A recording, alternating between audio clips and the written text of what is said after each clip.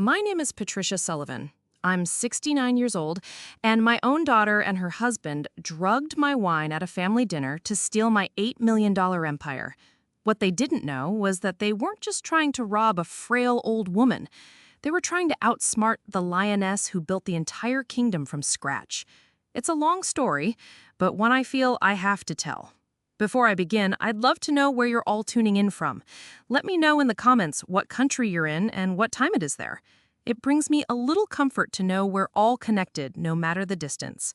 The scent of old leather and freshly printed blueprints filled my office, a smell I'd associated with success for over 40 years. From my window on the 34th floor, the city sprawled out below, a glittering testament to ambition and concrete. I built a significant piece of that skyline. Sullivan Properties wasn't just a name on a letterhead, it was the sum of my life's work, built from nothing with my late husband, Robert. It was my heart, my soul, and my legacy, valued at a little over $8.2 million. And my daughter, Julie, and her husband, Brad, were about to ask me to set a match to it. "Mom, it's a sure thing," Brad said, leaning forward in one of the plush client chairs opposite my mahogany desk.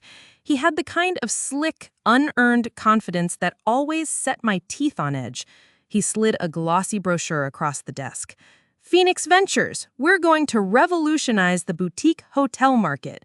I picked up the brochure.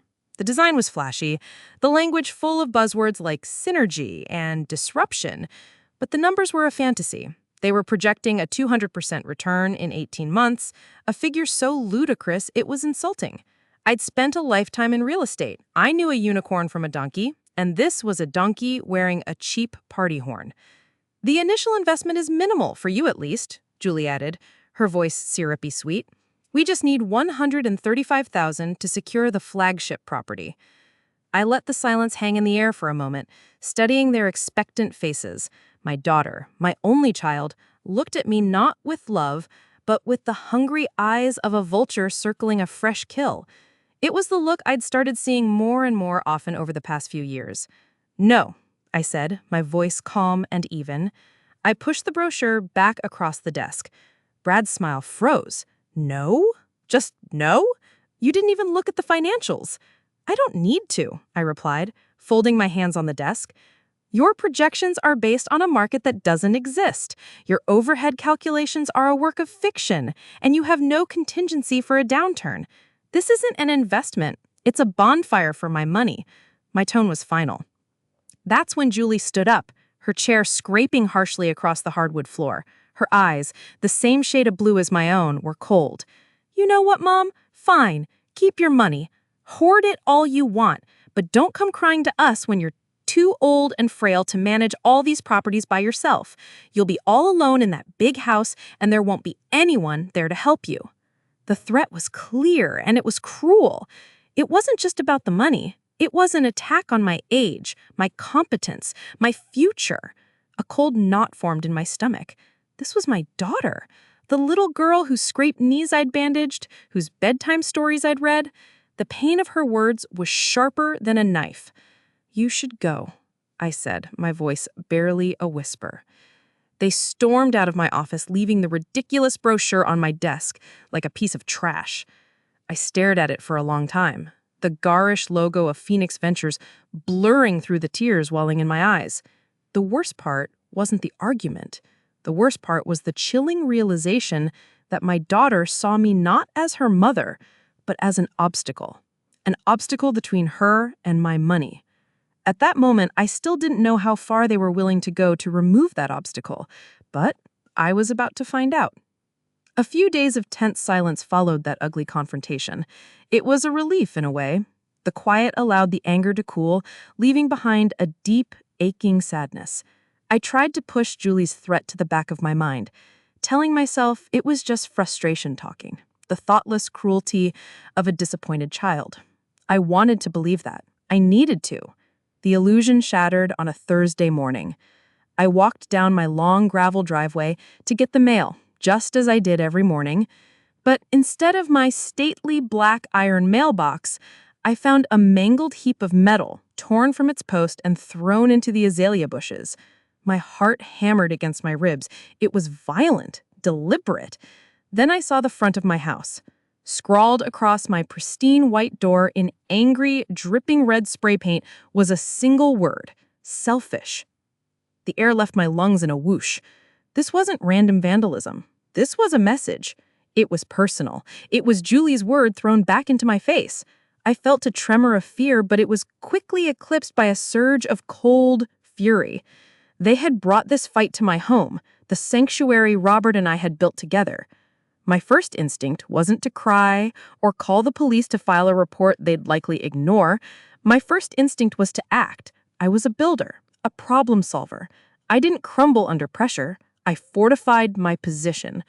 I spent the rest of the morning on the phone. My first call wasn't to a painter, but to my security consultant, a retired police detective named Frank. Frank, it's Patricia Sullivan. I need an immediate upgrade. Everything you've got. High definition, night vision, motion activated, the works. I want every inch of this property covered, and I want it done discreetly, starting yesterday. Trouble, Patricia? He asked, his voice calm and professional. Let's just say I'm upgrading my insurance policy, I said, keeping my voice steady. My second call was to my lawyer, Maria Santos. Maria was a shark in a designer suit, sharp, efficient, and utterly loyal. I'd retained her firm for all of Sullivan Properties' legal needs for over a decade. Maria, I need to document an incident of vandalism. For now, it's just for our records. I explained what happened, leaving out my suspicions about Julie and Brad. I was a businesswoman. I dealt in facts and evidence, not emotional accusations. Understood, Maria said. Photos, dates, times. Keep a log of any unusual activity. You're wise to be cautious. That evening, after a crew had quietly installed a network of nearly invisible cameras around my property, I called my best friend, Eleanor. Eleanor and I had been friends since our 20s. She knew my whole life story, the triumphs and the heartbreaks, including the slow, painful estrangement from Julie. She was the only person I could be completely vulnerable with. I described the broken mailbox, the cruel red paint. "Oh, Patty," she sighed, her voice laced with anger on my behalf. "You know who did this, don't you?" "I can't let myself believe it, Elle," I confessed, my voice finally cracking.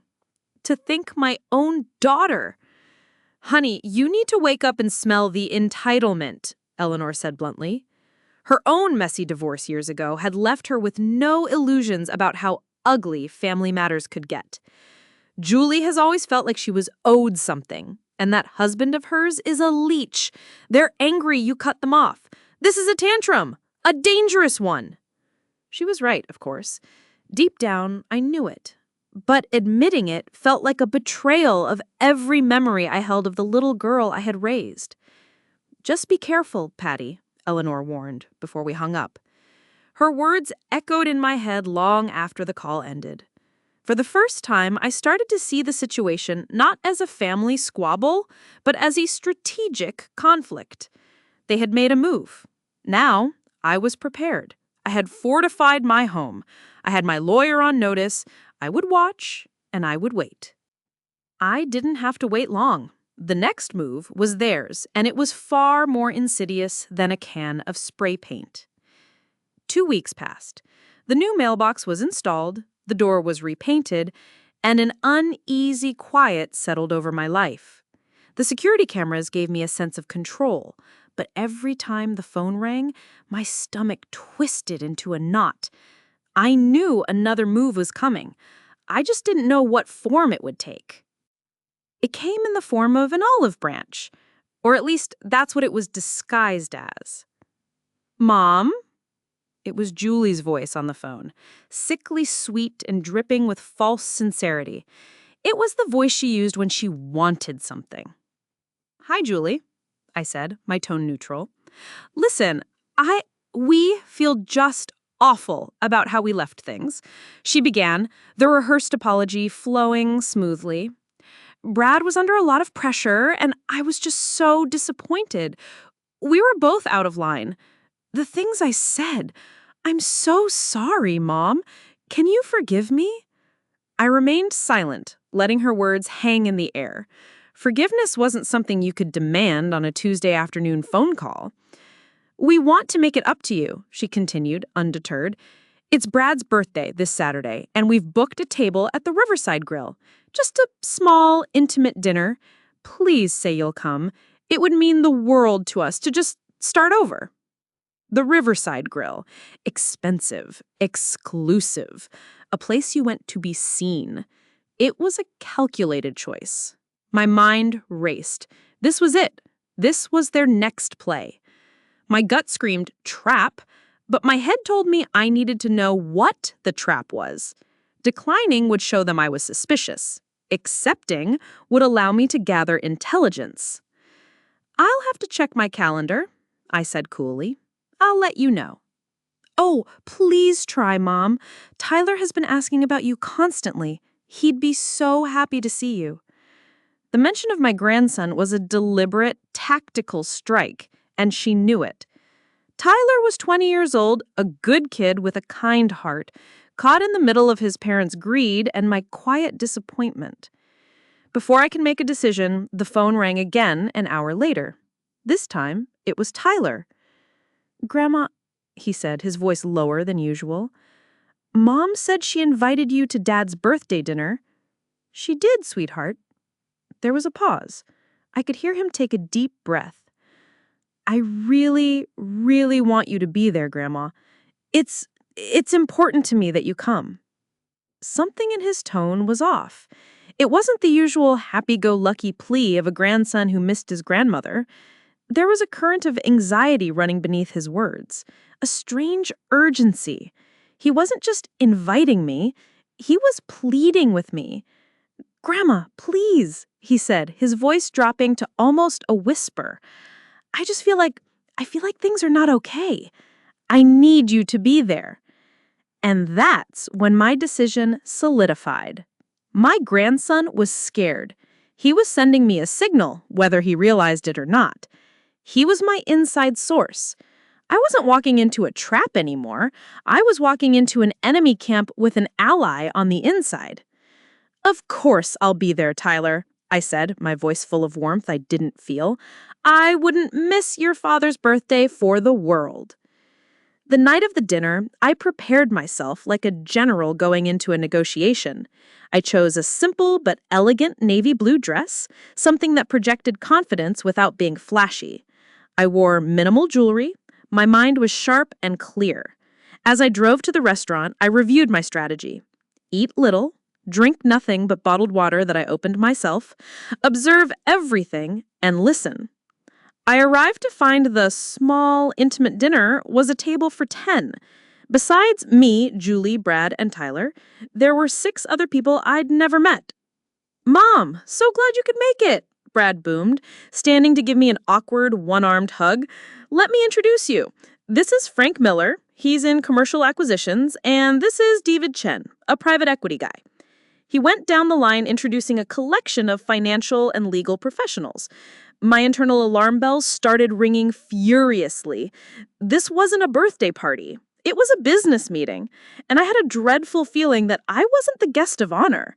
I was the product being sold. The conversation was a carefully orchestrated performance.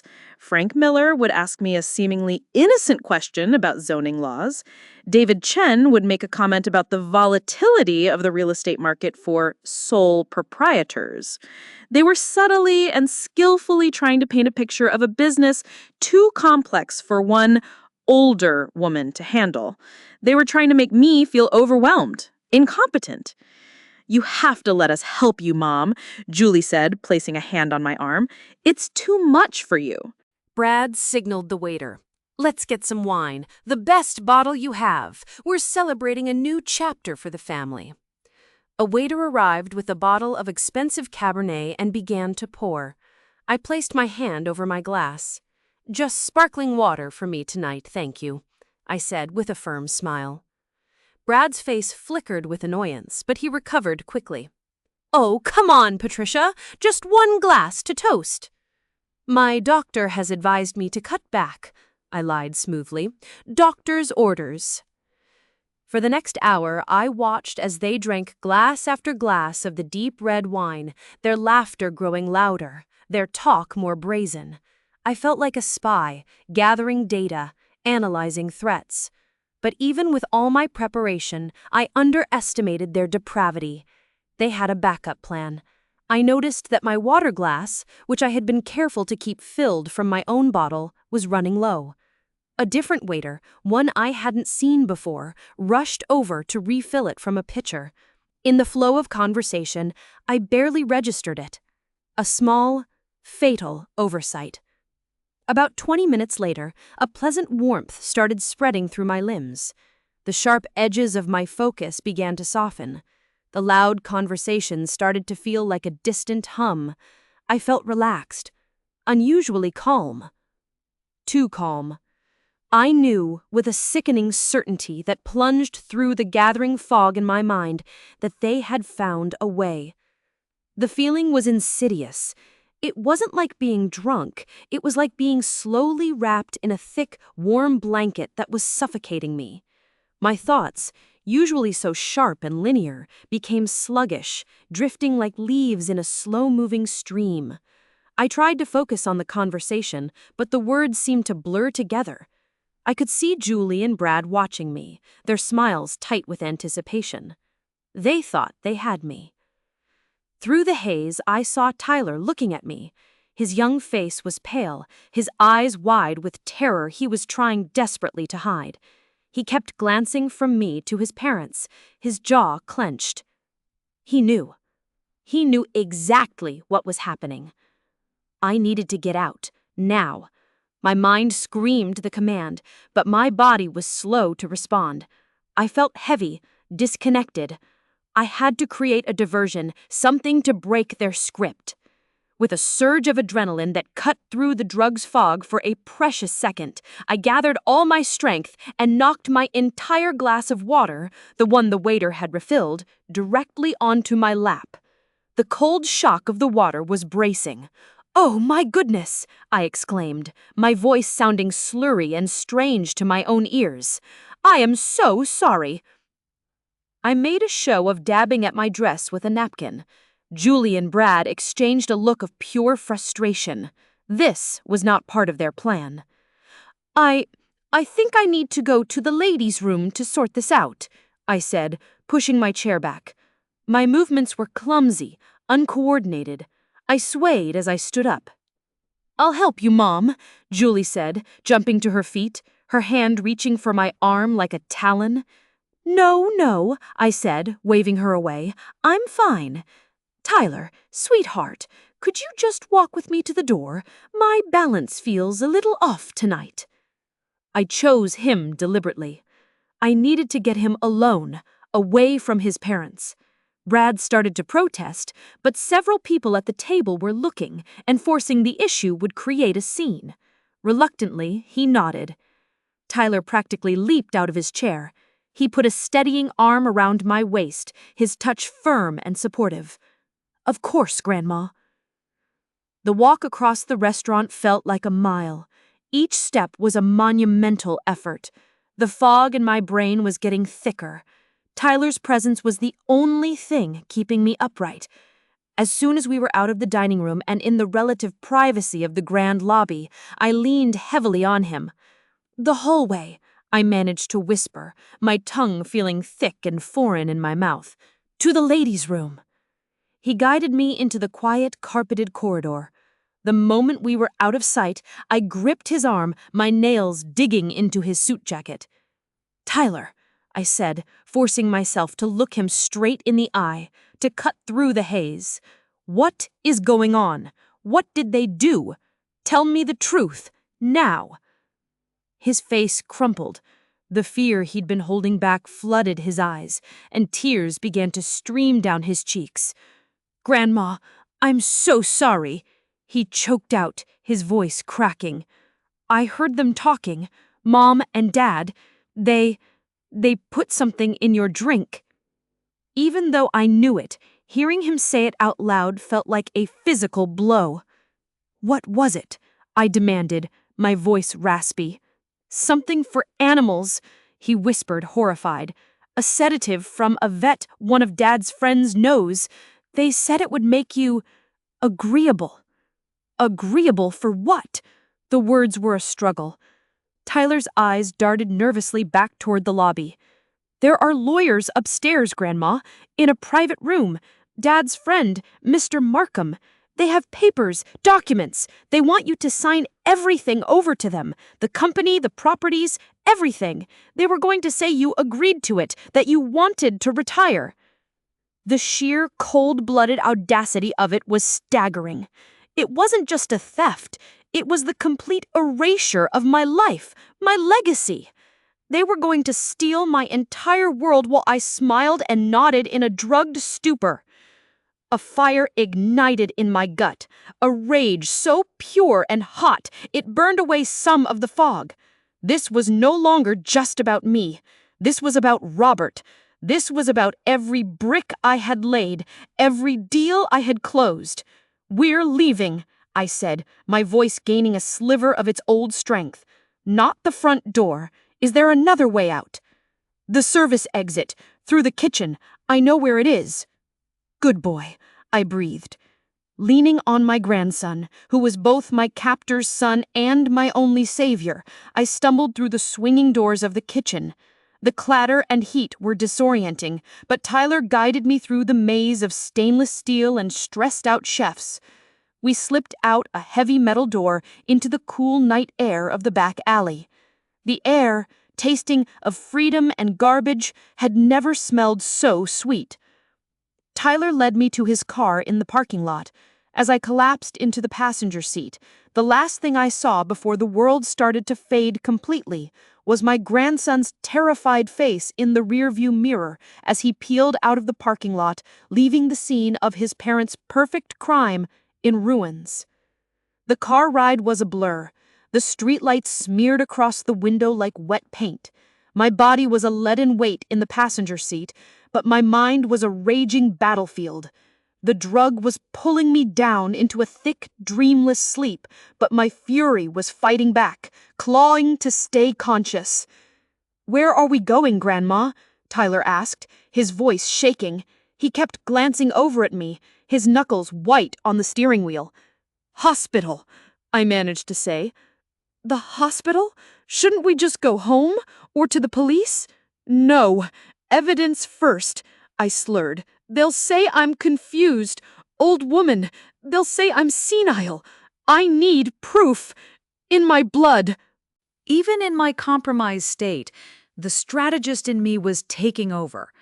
I knew how they would spin this. It would be my word against theirs. A beloved daughter and son-in-law against a difficult, aging matriarch. I knew who the world would be inclined to believe. But science? Science doesn't lie. Tyler understood. He drove with a new sense of purpose, navigating the city streets with a speed that was probably illegal but entirely necessary. He pulled up to the emergency room entrance, and with his help, I stumbled inside. The triage nurse looked at me with concern. "Ma'am, what seems to be the problem?" "I believe I've been drugged," I said, my voice a little clearer now. The urgency was a powerful stimulant. "I need a blood test, a full toxicology screen." They rushed me into an examination room. Dr. Chen, a young, sharp-eyed doctor, listened intently as I, with Tyler filling in the blanks, explained what happened at the restaurant. I didn't mention who did it. I just stated the facts.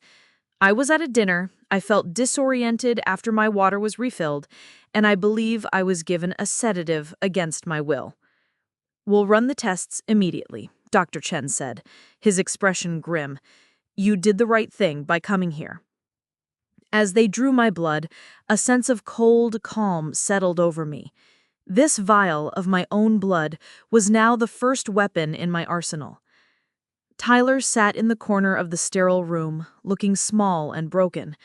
The weight of his parents' betrayal and his own role in thwarting it was crushing him. "This is my fault, Grandma. I should have said something sooner."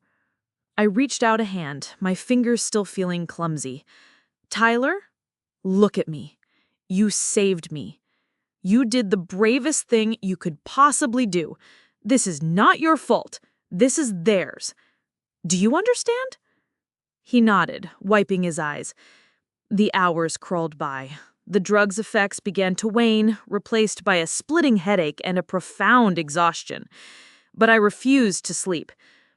Finally, Dr. Chen returned with a file in his hand. Well, Mrs. Sullivan, your instincts were correct.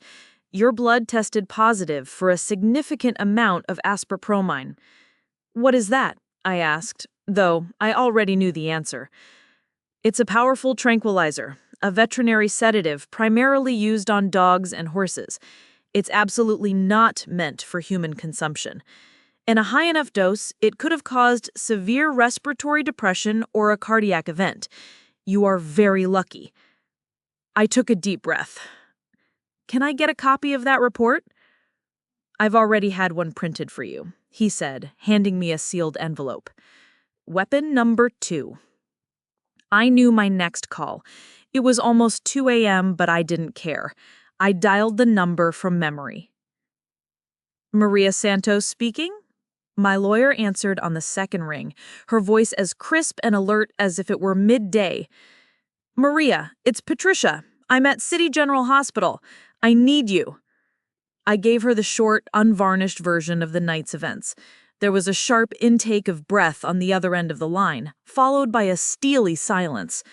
Stay where you are, she said, her voice now devoid of any warmth. All business. I will be there in 20 minutes. True to her word, Maria arrived, looking as if she'd just stepped out of a boardroom. She listened to the full story, her expression unreadable. She looked at the lab report, her eyes scanning the page with terrifying efficiency. They didn't just try to rob you, Patricia. This is aggravated assault. This is attempted grand larceny. They tried to steal your entire inheritance while you were still alive. They are finished. What do we do now? I asked, the exhaustion finally hitting me like a physical blow. Now, Maria said, snapping her briefcase shut, we don't just defend, we attack. First thing in the morning, I'm hiring the best private investigator in the city, a man named Henderson. We're not just going to prove what they did tonight. We are going to dig into every corner of their lives. We will uncover every lie, every debt, every dirty little secret. By the time we are done, they won't have a pot to piss in, let alone a multi-million-dollar corporation to run into the ground. Sitting there in that cold hospital room with my grandson by my side and my shark of a lawyer ready for war, I felt the last vestiges of the victim fall away from me. They had tried to turn me into a puppet, a ghost in my own life. They had failed. Now, they were going to find out what it truly meant to fight with Patricia Sullivan. The next few weeks were a quiet, tense flurry of activity. On the surface, I maintained my normal routine. I went to the office, I took meetings, I oversaw the management of my properties. But beneath the surface, a war was being waged. Maria's chosen investigator, Mr. Henderson, was a former homicide detective with a bloodhound's nose for deceit. He was a quiet, unassuming man in a rumpled suit, but his eyes missed nothing. Our first meeting took place in a discreet conference room at Maria's law firm. They're amateurs, Mrs. Sullivan, he said after hearing the story. Amateurs are sloppy, and they're driven by desperation. I just need to find out what's making them so desperate. Meanwhile, the calls from Julie and Brad became relentless. They left dozens of voicemails, their tone shifting from feigned concern, "Mom, we're so worried. Where did you go?" to frustration, "Patricia, this is childish. Call us back." And finally to outright anger. "You are trying to turn Tyler against us." I listened to each one, my heart a cold, hard stone in my chest, and saved them as evidence. I never picked up. I never called back. My silence was its own form of psychological warfare. Henderson's first report came a week later. He'd started with their finances. "Brad's in trouble," he stated, sliding a folder across the table. His official salary as a consultant is barely enough to cover the lease on his BMW. He has no savings, no 401k to speak of. His credit card debt is astronomical. That doesn't explain this level of risk, I said. He's always been financially irresponsible. This does, he said, tapping a specific document. It was a loan agreement, not from a bank, but from a private lender with a notoriously vicious reputation, a loan shark. He owes $150,000. The final payment was due last week. The interest is compounding daily. These are not people you want to be in debt to. Mrs. Sullivan, he was not just trying to get rich. He was trying to save his own skin. The desperation suddenly had a face. It made him more dangerous, not more sympathetic. But the investigation hit a wall when it came to Julie. Her job at a prestigious financial planning firm gave her a veneer of respectability. Her records were clean. She's smart, Henderson admitted, frustrated. Whatever she's doing, she's covering her tracks well. This is where my own expertise came into play. I'd spent my life navigating the egos and intricacies of the business world. I knew people. "Which firm is it?" I asked. "Sterling and Vance Financial." I knew the name. I knew its founder, a man who valued appearances above all else. Henderson, you're looking in the wrong place. Don't look at her records. Look at her clients. Specifically, look for elderly clients, recently widowed, with substantial assets and no close family. That's the weak point in a firm like that. They're often assigned to a single trusted advisor. Henderson looked at me with a newfound respect. I'll get on it. 3 days later, he called Maria and me for an urgent meeting. His face was grim. "You were right, Mrs. Sullivan," he said, his voice low. "I found her. Her name is Eleanor Gable, 84 years old. Her husband passed away 2 years ago. Right after his funeral, Julie became her sole financial advisor. Mrs. Gable thought Julie was a saint." He laid out the scheme. It was disgustingly simple. Julie would advise clients like Mrs. Gable to invest in low-risk, high-yield private bonds. The money, however, wasn't going into any bonds. It was being funneled into a shell corporation registered in Brad's name. She had siphoned nearly $500,000 over 2 years from at least 3 different clients. The coldness of it took my breath away. Stealing from me was one thing, but preying on vulnerable, trusting elderly people, that was a different level of evil. Henderson wasn't finished. This is what ties it all together. He produced his final report. It was a timeline, meticulously constructed from phone records, credit card statements, and digital footprints. Their plan hadn't started with the failed investment pitch. It had started over a year ago. It began with consultations with a lawyer specializing in elder law and competency hearings. Then came the meetings with the veterinarian who supplied the drug. They had been building a case, piece by piece, to have me declared mentally incompetent. The vandalism was a calculated step to make me seem paranoid and unstable. The disastrous birthday dinner was supposed to be their endgame. If the drugging and signing had failed, they would have used my erratic behavior at the party as evidence in a competency hearing. They weren't just planning a robbery. They were planning to steal my life, my voice, and my freedom, locking me away in a home while they plundered my empire. I stared at the timeline, the cold, hard facts of my daughter's betrayal laid out in black and white. There was no more pain, no more sadness. There was only ice in my veins. They had declared total war. Now it was my turn to choose the battlefield. "They're planning something else," I said, a sudden certainty washing over me. "They're desperate. Brad's dead. Julie's fraud. They need cash, and they need it now. What are they doing?" Henderson nodded, already ahead of me. They're hosting a major investor gala this Friday at the Grand Imperial Hotel for Phoenix Ventures. They're trying to pull in new money to pay off the loan shark and cover their tracks. Maria looked at me. We can have them arrested right now, Patricia. We have more than enough. I shook my head slowly. No. An arrest is quiet. It happens behind closed doors. They try to humiliate me, to erase me in the dark. I will not allow them to be dismantled in the shadows. I looked at the invitation Henderson had procured for the gala. An idea began to form in my mind. An idea so audacious and so public that it made Maria's eyes widen. They wanted a new chapter for the family, I said, a grim smile touching my lips for the first time in weeks. Let's give them a final act they'll never forget. The 3 days leading up to the gala were the most intense of my life. My office at Sullivan Properties was transformed into a war room. The players were me, the commander, Maria, my legal general, and Henderson, my intelligence chief. And we had one crucial asset on the inside, Tyler. The initial phone call to him was the hardest.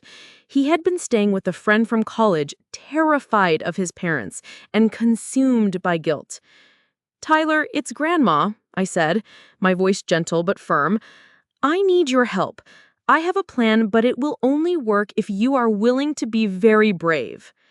I explained what Henderson had discovered, the full year-long scope of his parents' plan to have me declared incompetent. I heard a choked sob on the other end of the line. The reality of their cruelty was a heavy burden for a 20-year-old to bear. "What do you need me to do?" he asked, his voice thick with emotion but resolute. He had chosen his side. "I need you to go home. Tell your parents you've forgiven them. Tell them you are confused. Tell them you want to be a part of their new venture. They need you right now for appearances, so they'll believe you. I need you to be my eyes and ears." It was a terrible thing to ask, to send him back into that house of lies, but he agreed without hesitation. He understood that this was the only way to ensure they could never hurt anyone again. With Tyler on the inside, our plan took shape. He was able to confirm the gala's schedule, the guest list, and, most importantly, the technical setup. They were planning a large multimedia presentation to wow the investors, which meant a central AV control booth. Tyler, who was tech-savvy, offered to help the hotel's technician.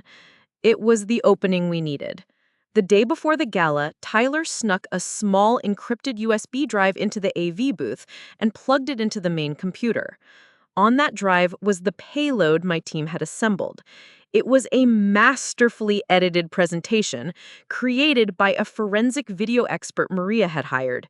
It contained a high-resolution scan of my toxicology report from the hospital, the words acepromazine positive highlighted in red. Scans of the fraudulent loan documents Brad had used, with my forged signature next to my real one for comparison. A timeline of Julie's illicit money transfers from her elderly clients' accounts to the Shell Corporation. And the centerpiece, a secretly recorded video. Henderson had arranged for a trusted associate to visit Mrs. Gable, that 84-year-old victim. With her permission, they had recorded her story. Her tearful, heartbreaking account of how the sweet, kind Julie had stolen her life savings, the money her late husband had worked his entire life for, was devastating. Everything was loaded, waiting for a single keystroke from a laptop Tyler would have with him. While the tech was being handled, Maria was coordinating with the authorities. She met with a senior detective in the Financial Crimes Unit and a representative from the district attorney's office. She laid out the entire case, a mountain of irrefutable evidence. They were stunned. "We have enough to arrest them on half a dozen felonies," the detective said. "I don't want them arrested at their home in the dead of night. I want them taken into custody at the Grand Imperial Hotel Friday night at exactly 9:15 p.m. in front of all their potential investors. The DA's office will have its high-profile case, and we will send a message that you do not prey on the elderly in this city. The police, sensing a major press-worthy bust, agreed to the coordinated takedown. The final piece of the plan was me. I spent the afternoon at a high-end salon. I had my hair styled, my makeup done professionally. I then went to my favorite boutique and bought the most stunning evening gown I could find, a deep emerald green silk that radiated power and elegance. This was not a business meeting. It was a performance. I was not going as a victim seeking justice. I was going as a queen, ready to reclaim her throne. That evening, as I stood before the mirror, I saw not a 69-year-old woman who had almost lost everything, but the woman who had built an empire from dust.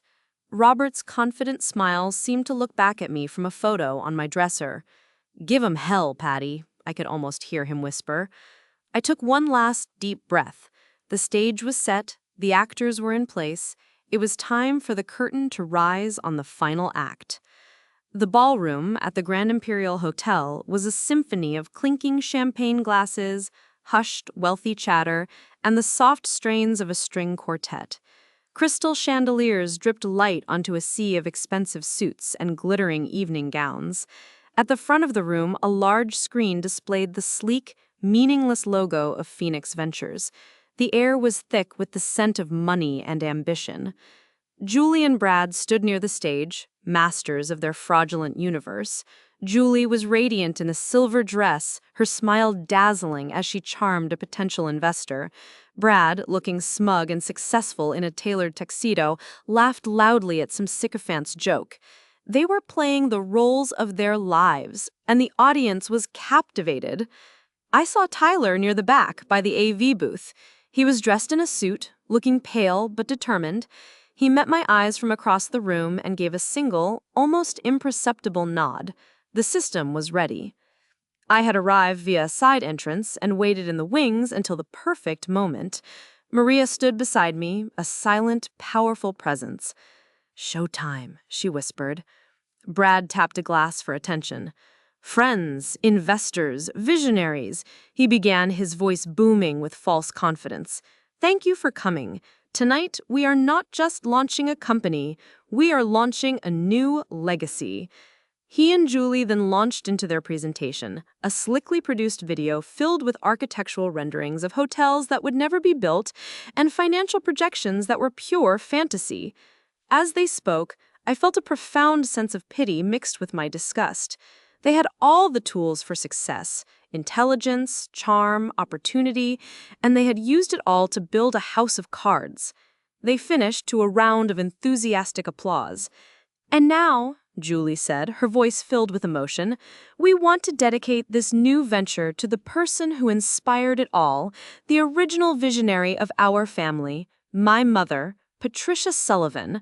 That was my cue. As if summoned by her words, I stepped out from the wings and began walking toward the stage. A ripple of confusion went through the crowd, then a hush fell. Every eye in the room turned to me.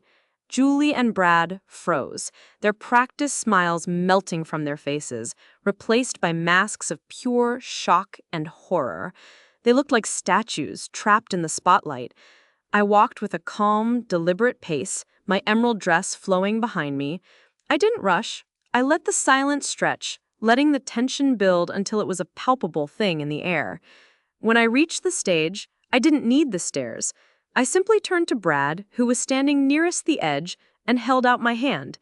Mechanically, like a robot, he helped me up. I walked to the center of the stage, took the microphone from Julie's limp hand, and turned to face the crowd. "Thank you, Julie, Brad. It's so good of you to mention me. You're right. We should talk about legacy." I paused, letting my gaze sweep across the room, meeting the eyes of their potential victims. My daughter and son-in-law are correct. I am a visionary. I see things clearly. For example, I see that this venture, Phoenix Ventures, is built on a foundation of lies. A collective gasp went through the audience. Julie started to rush forward, but Maria, who had moved to the side of the stage, took a single step that stopped her cold.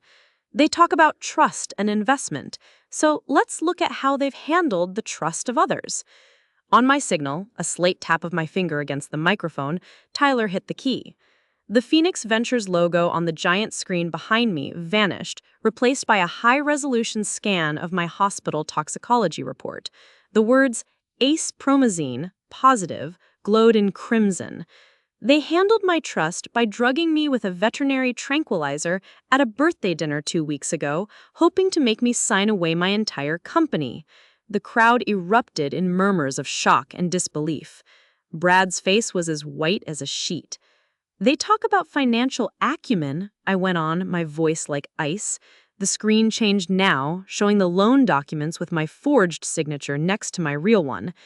I saw the man from the bank who Brad had schmoozed earlier stand up in his seat, his face a mask of fury. And they talk about caring for the community. My voice softened, filled with a sorrowful rage. The screen changed again, this time to the face of a beautiful, white-haired woman with tears in her eyes. Mrs. Gable. The video began to play. Her gentle, trembling voice filled the ballroom as she told the story of how Julie had become her friend, her confidant, and then had systematically stolen her life's savings. The room was utterly silent, save for Mrs. Gable's heartbroken words. It was devastating. When the video ended, the screen went black. I turned my head slowly and looked directly at my daughter. Her face was a ruin, streaked with mascara, her mouth open in a silent scream of exposure. This, I said, my voice ringing with the clarity of absolute truth, is their legacy. I let the weight of my words settle. The silence was absolute. And for these crimes, I concluded, my voice dropping to a near whisper, but amplified to fill every corner of the room, the punishment is not just public humiliation. As if on cue, the grand doors at the back of the ballroom swang open. 2 uniformed police officers, followed by 2 plainclothes detectives, walked in with a calm, unhurried purpose. The crowd parted for them like the Red Sea. They walked directly to the stage. I watched, standing tall and motionless, as the detectives flanked my daughter and son-in-law. I saw the flash of metal as the handcuffs were produced. I looked into Julie's eyes one last time as they clicked shut around her wrists. In them, I saw not remorse, but the stunned, pathetic rage of a child who had finally been told no. The party was over. The immediate aftermath was chaos. The investors, realizing they had narrowly escaped a massive fraud, descended into a cacophony of angry shouts and frantic calls to their own lawyers.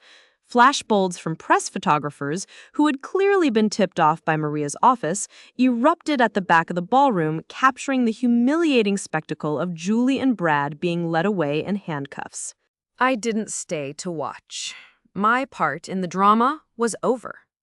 Maria put a steadying hand on my back and guided me off the stage through a side door where Tyler was waiting. He wrapped his arms around me and I held onto him tightly, the adrenaline finally giving way to a profound, bone-deep weariness. I had won, but the cost was immense. I had lost my daughter. Or perhaps I had simply accepted that I had lost her long ago. The legal proceedings were swift and brutal. Faced with the mountain of evidence we had compiled, the toxicology report, the bank fraud, the video testimony from Mrs. Gable and 2 other victims who came forward, and even the testimony from the veterinarian and the crooked lawyer who both took plea deals, Julie and Brad had no defense.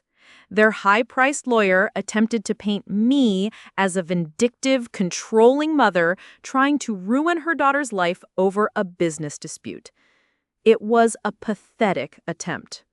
The jury saw through it in less than an hour. I attended the sentencing, sitting in the front row between Tyler and Eleanor. I needed to see it through to the end. Julie and Brad stood before the judge, stripped of their designer clothes and their arrogance, looking small and defeated in their drab courtroom attire. The judge's words were scathing. He spoke of their calculated cruelty, their predatory behavior, and their profound lack of character. Julie was sentenced to 5 years in state prison for securities fraud and elder abuse. Brad was sentenced to 3 years for conspiracy and bank fraud. They were also ordered to pay over $700,000 in restitution to Mrs. Gable and the other victims. Their house, their cars, everything they owned would be seized and sold. When the sentence was read, Julie turned and looked at me. Her eyes were filled with a venomous hatred. There was no remorse, no apology, only blame. In that moment, I knew I had made the right decision. Any hope I had for reconciliation died in that cold, sterile courtroom. A few months later, a letter arrived from prison.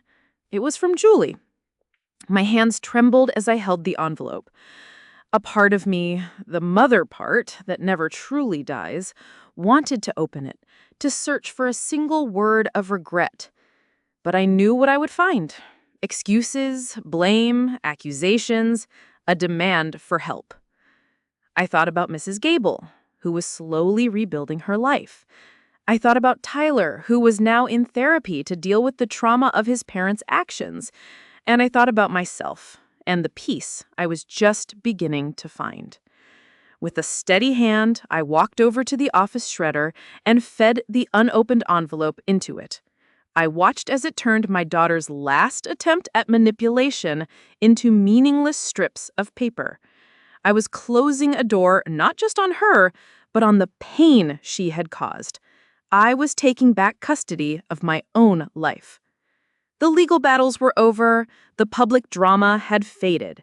Now the quiet, more difficult work of rebuilding had to begin. It wasn't about rebuilding my business, which had weathered the storm stronger than ever. It was about rebuilding my idea of family and my vision for the future of my legacy. A year can change everything. It can be a period of grief, of stagnation, or of rebirth. For me, it was the latter. The storm had passed, and in its wake, the sun was finally breaking through the clouds. The most significant change was that Sullivan Properties.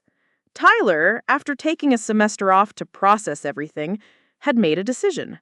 He changed his major from art history to business administration with a focus on real estate. He came to me not as a grandson asking for a handout, but as a young man asking for an opportunity. "Grandma," he said, sitting in the same chair his father had once occupied, "I want to learn the business the right way, from the ground up. I want to earn my place here." I saw in his eyes a fire and an integrity that I hadn't seen in his mother's for a very long time. I started him in the mailroom, just as my Robert had started. He worked his way through property management, then leasing, then acquisitions. He never complained. He absorbed everything like a sponge, his natural intelligence now sharpened by a fierce determination to build something real, something honest. He was earning his promotion every single day. Our relationship transformed. We were no longer just grandmother and grandson. We became mentor and protege, partners. We'd have lunch every day, discussing deals, analyzing market trends. In him, I saw the future of my legacy, a future I thought I had lost. But the healing couldn't just be about us. The memory of Mrs. Gable's tearful face haunted me. I couldn't undo the pain Julie had caused, her and the others, but I could create something positive from the ashes. With Maria's help, I established the Sullivan Foundation for Elder Justice, a nonprofit dedicated to providing free legal aid and financial counseling to seniors who have been victims of fraud and financial abuse. I seeded it with a $1 million donation, and I made Tyler a director on the board. It was our way of turning our family's darkest chapter into a beacon of hope for others. It gave the pain a purpose. Sometimes late in the evening, I stand at my office window, the same one I stood at the day this whole nightmare began. I look down at the glittering city lights, the concrete and steel empire that Robert and I built. I no longer feel the sting of betrayal. Instead, I feel a quiet strength. The ordeal taught me the hardest lesson of my life. Family isn't always about blood. It's about trust, respect, and shared values. It's about who stands by you when the walls are crumbling. My daughter was my blood, but Tyler, in his loyalty, and Eleanor, in her unwavering friendship, they were my true family. The betrayal nearly destroyed me, but it also forced me to see my own strength in a way I never had before. It reminded me that I'm not just a mother or a grandmother. I am Patricia Sullivan, the woman who built this city. I learned the hardest necessity of setting boundaries, of protecting what you've built, even if it's from the people you're supposed to love the most. Strength isn't about never falling. It's about how you rise after you've been pushed, not just back to where you were, but higher. My journey was a painful reminder that your value isn't determined by how others treat you, but how you choose to stand up for yourself. Thank you for listening to my story. I have to ask, has this story resonated with any of you? Have you ever felt that your sacrifices were taken for granted, or that your kindness was misunderstood for weakness? Please share your thoughts in the comments below. Your stories matter.